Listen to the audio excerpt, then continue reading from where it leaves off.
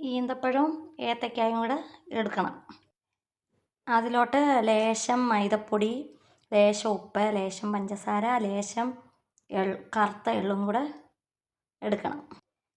ലേശം മഞ്ഞൾപ്പൊടിയും കൂടെ, മഞ്ഞ കളർ കിട്ടണമെങ്കിൽ. എന്നിട്ടിത് നല്ലതായിട്ട് മിക്സ് ചെയ്ത് കുഴച്ചെടുക്കണം. ശേഷം ഒരു പാൻ അടുപ്പത്ത് വെച്ച് എണ്ണ നല്ലവണ്ണം ചൂടാക്കണം. ചൂടായ ശേഷം കുറേശ്ശെ ഇതെടുത്ത് എണ്ണയ്ക്കകത്തിട്ട് മൂപ്പിക്കണം. ഓക്കെ,